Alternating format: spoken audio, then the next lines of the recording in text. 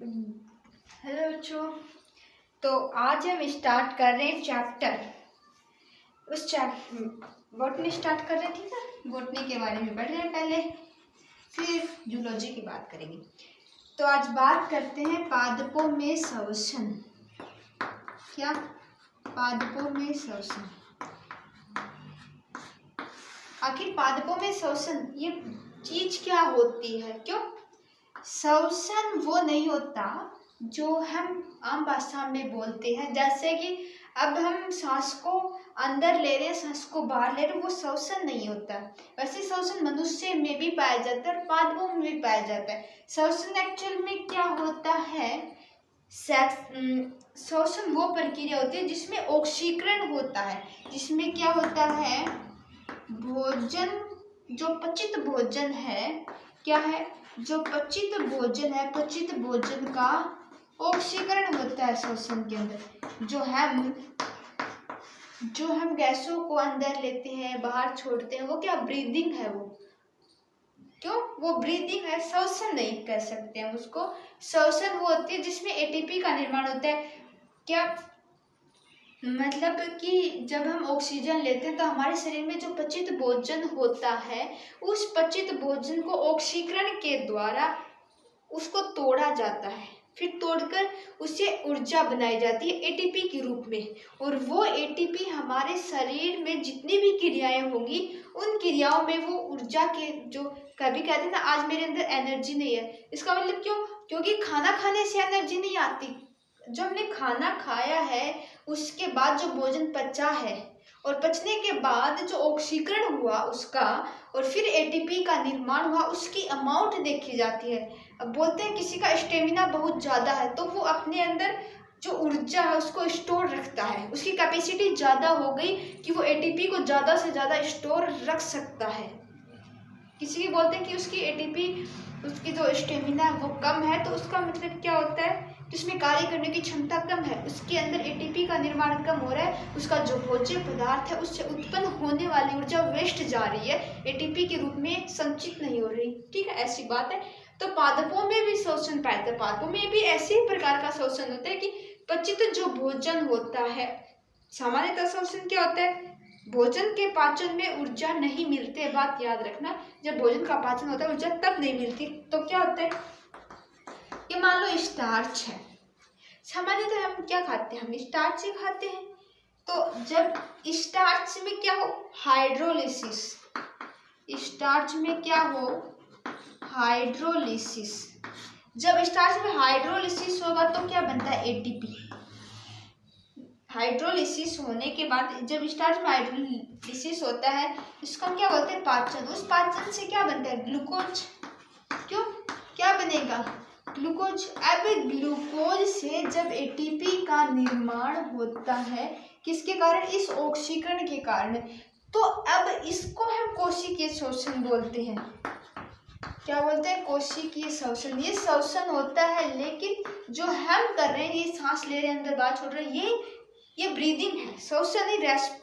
इस श्वसन को इंग्लिश में रेस्पिरेशन बोलते हैं। ये रेस्पिरेशन कोशिकीय श्वसन होता है। कोशिकीय श्वसन मतलब कि कोशिकाएं एटीपी का निर्माण करके उस ऊर्जा को स्टोर करती है। अब जो भी हम दिन भर जो भी कार्य करते हैं, जो हमारी ऊर्जा निकल रही है, हर एक बोलने में, लिखने में, चलने में जो ऊर्जा भी हो रही है, वो एटीपी की जो संचित ऊर्जा है वो निकल रही है। तो ऐसा पादपों में भी होता है। पादपों को तो हिलना डुलना पड़ता है, अपना सारा कार्य करना पड़ता है, तो उसमें भी तो ऊर्जा बन रही है ना। तो बात करें पादपों के बारे में। ओके, अब कोशिकीय श्वसन में क्या होता है, बात कर लेते हैं। ठीक है, ये बात समझ में आ गई ना। आखिर ये श्वसन होता है क्या, श्वसन और जो हम जो जिसे श्वसन बोल रहे हैं आज बोलते हैं लोग, वो श्वसन अलग बात होती है। ठीक है, वो ब्रीदिंग होती है। ठीक है, श्वसन होता है, वो श्वसन नहीं था। श्वसन कोशिकाओं में पाया जाता है, जिससे एटीपी का निर्माण हो और ऊर्जा का संचय हो। अब बात करते हैं कोशिकीय श्वसन।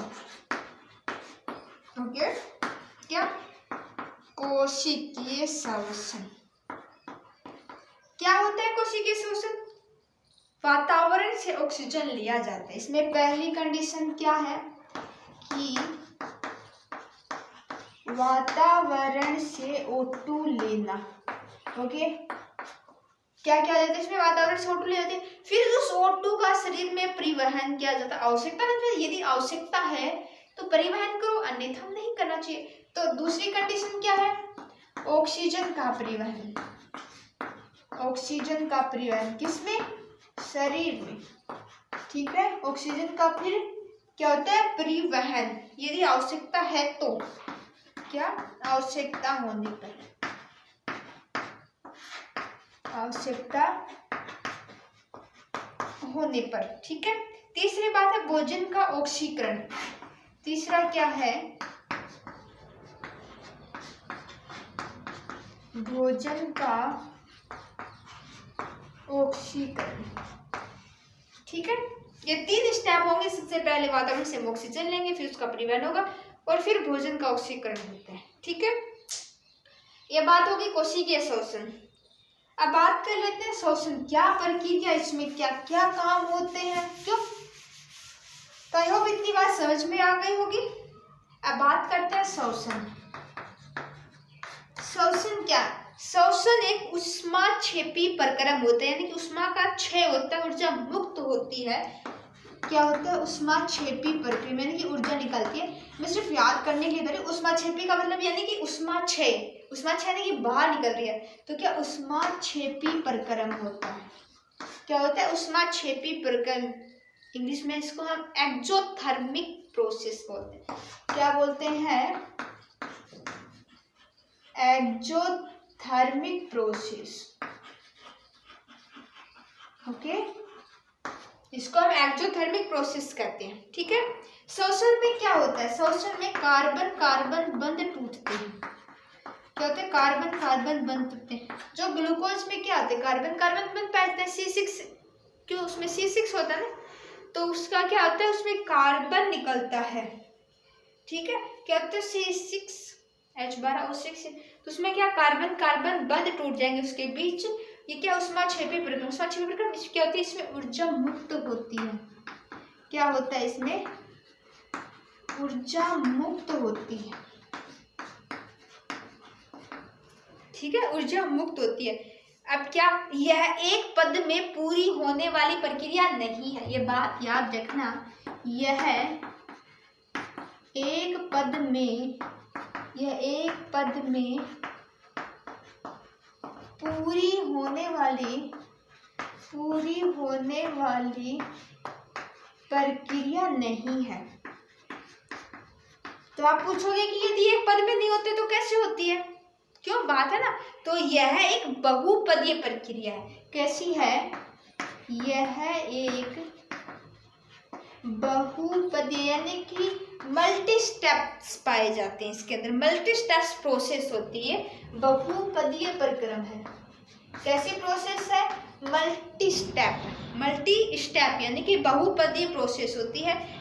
आप पूछोगे कि बहुपदीय प्रक्रम क्यों पाया जाता है, हम एक पद से भी तो काम चला सकते हैं, हाँ चला सकते हैं, लेकिन बहुपद क्यों पाया जाता है, क्योंकि ऊर्जा की हानि कम हो, ताकि ये जो हमारी प्रोसेस हो श्वसन की, उसमें ऊर्जा की हानि कम हो। जब कोशिकाओं में श्वसन हो तो जब कोशिकाओं में श्वसन हो रहा हो तो उसमें ऊर्जा की हानि कम से कम हो, ठीक है। तो बहुपदीय प्रक्रम क्यों होता है, क्योंकि ऊर्जा की हानि क्या हो, कम हो। ये बात समझ में आ गई। क्या है ना कि कोशिकीय श्वसन जब होगा तो उसमें भी ऊर्जा की आवश्यकता होगी, हमारे अंदर पहले से ऊर्जा होगी, तभी तो हम नई ऊर्जा बना पाएंगे। हमारे अंदर पहले से ताकत होगी तब तो हम अगला कार्य कर सकते हैं ना। तो पहले से ऊर्जा है थोड़ी बहुत, उसी से हम नई ऊर्जा बनाएंगे, उसी से तो हम कोशिका का पाचन करवाएंगे, कोशिकाओं में श्वसन करवाएंगे, ठीक है, ओके।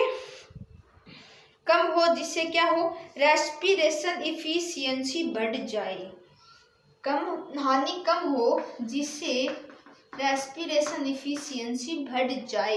रेस्पिरेशन इफिशियंसी का मतलब श्वसन की जो क्षमता है, जो इफेक्ट है उसके, वो बढ़ जाए, जिससे कि रेस्पिरेशन इफिशियंसी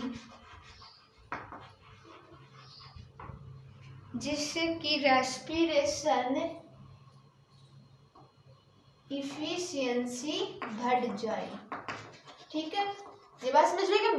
बहुपदी प्रक्रम क्या होता है? जिससे कि ऊर्जा की हानि कम हो और रेस्पिरेशन इफिशियंसी बढ़ जाए, इससे मुक्त हुई ऊर्जा से ज्यादा एटीपी बन सके। इससे फिर क्या हो, जो ऊर्जा मुक्त हुई है, मुक्त ऊर्जा से क्या हो, मुक्त ऊर्जा से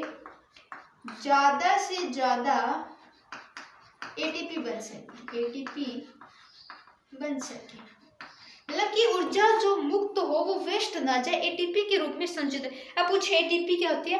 एटीपी वो बोलते हैं ना कि ऊर्जा को संग्रहण करने की एक यूनिट होती है, एक यूनिट होती है, इसे मुद्रा बोलते हैं। जैसे कि 50 रुपए का नोट होता है, उसमें 50 सिक्कों के बराबर होती है ना। तो एटीपी ही एक ऐसी मुद्रा होती है जिसके अंदर ऊर्जा स्टोर होती है।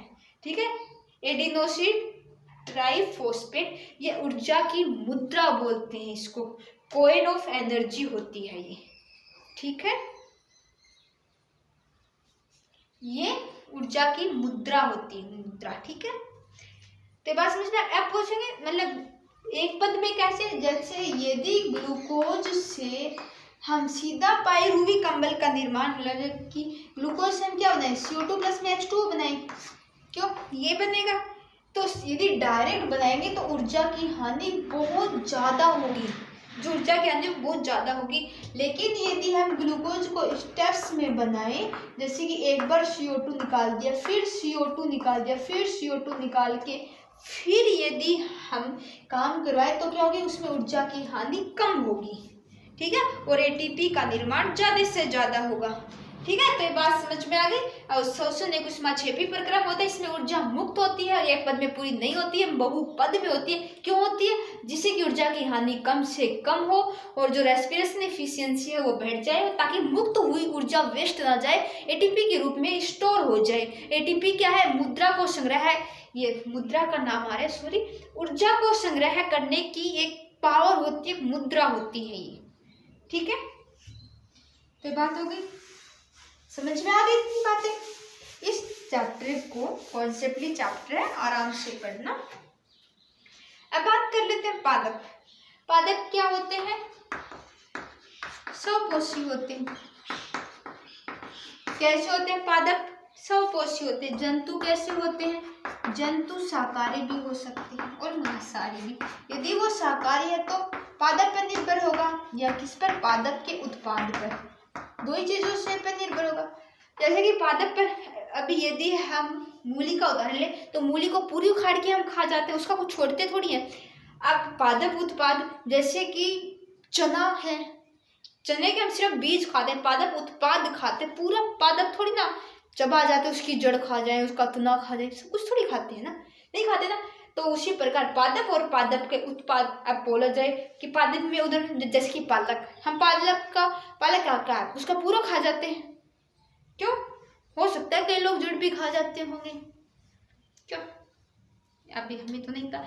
एक घिलोट नाम की एक और बेल आती है, उसके नीचे आलू के जैसा लगता है, तो उस आलू को भी खा जाते हैं। उसके ऊपर जो पत्ते होते हैं और उसका तना होता है वो बहुत खट्टा मीठा होता है, तो लोग उसको भी खा जाते हैं। तो उस पूरे पादप खा जाते हैं, पादप और पादप उत्पाद दोनों को ही खा जाते हैं। ठीक है, शाकाहारी में क्या होता है कि जंतु परोक्ष रूप से पादप पर निर्भर होते हैं, परोक्ष रूप से क्या होते हैं? पादप पर निर्भर होते हैं, पादप पर निर्भर होते हैं। परोक्ष रूप से मतलब कि डायरेक्ट पादपों पर निर्भर होते हैं। और जो जंतु क्या है? मांसाहारी है। क्या? मांसाहारी, कार्निवोरा है। क्या है? कार्निवोरा। वो मांसाहारी में क्या, या तो जंतु खाएगा, या जंतु का जो उत्पाद बना है, ठीक है, जंतु से जो उत्पाद बन रहा है वो खाएगा। ये क्या होते हैं? पादपों पे अप्रोक्ष रूप से, ये पादपों पर अप्रोक्ष रूप से निर्भर होते हैं। अप्रोक्ष रूप से क्या होते हैं? अप्रोक्ष रूप से निर्भर। अप्रोक्ष मतलब कि यदि मान लो कोई शेर है, वो बकरी को खा रहा है, तो बकरी क्या खाती है? पेड़ पौधे खाती है। यदि बकरी पेड़ पौधे नहीं खाएगी तो वो कहाँ से आएगी? क्यों? बात है ना। तो क्या मांसाहारी भी उन्हीं जंतुओं को खा रहे हैं जो जंतु पादपों को खा रहे हैं। तो ये डायरेक्ट तो पादपों पर निर्भर नहीं है, लेकिन अप्रोक्स रूप से तो है ना, ये उन्हीं को खा रहे हैं जो पादप को खा रहे हैं। तो मांसाहारी जंतु भी पादपों पर निर्भर, लेकिन वो अप्रोक्स रूप से निर्भर है। ओके, अब बात करते हैं कवक। कवक कैसा है? मर्तजीवी। ये मरे गले सड़े पड़े सभी पदार्थों को खा जाता है। और एक और, ये श्वसन क्या होती है? एक एनाबॉलिक प्रोसेस होती है। कैसी होती है? एनाबॉलिक प्रोसेस होती है। इसके अंदर एनाबॉलिक, एम्फीबॉलिक, गलती से नाम निकल गया, एम्फीबॉलिक का ही भाग होता है एनाबॉलिक। श्वसन क्या होती है? एम्फीबॉलिक। क्या होती है? ये एक एम्फीबॉलिक प्रोसेस होती है। इस एम्फीबॉलिक में कैटाबॉलिक और एनाबॉलिक दोनों आते हैं। कैटाबॉलिक मतलब कि चीरफाड़ हो रही है, वहां पे तोड़ना फोड़ने का काम चले। तोड़ने फोड़ने का काम कब होता है? कोई बड़ा अणु है उसको छोटा बनाने को कैटाबॉलिक कहा जाएगा। एनाबॉलिक जो कोई बड़े अणु है, उन जो छोटे छोटे अणु हैं उन अणुओं को जोड़कर एक अणु बनाया जाए बड़ा, उसको एनाबॉलिक होते हैं। एनाबॉलिक में क्या होता है कि एक निर्माणकारी प्रोसेस है। इसमें कुछ रेस्पिरेटरी इंटरमीडिएट होते हैं जो अणुओं के निर्माण में सहायता करते हैं। एनाबॉलिक में क्या कि रेस्पिरेटरी इंटरमीडिएट यानी कि जो श्वसन क्रियाधार में जो मध्यवर्ती का काम करते हैं वो क्या होते हैं? वो एनाबॉलिक का काम करते हैं। जैसे सक्सिनिक कोएंजाइम, ये क्या करता है? सक्सिनिक कोएंजाइम, सक्सिनिक कोएंजाइम में क्या होता है? एनाबॉलिक होता है। ये सक्सिनिक कोएंजाइम में क्या करेगा? क्लोरोफिल के निर्माण को प्रेरित करता है, क्लोरोफिल का निर्माण करता है। ठीक है, तो आज की क्लास यहीं तक। तो आई होप समझ में आएगा श्वसन क्या था। आज सिर्फ इसका इंट्रोडक्शन था। ओके, तो आप अच्छे से पढ़ाई करें। All the best.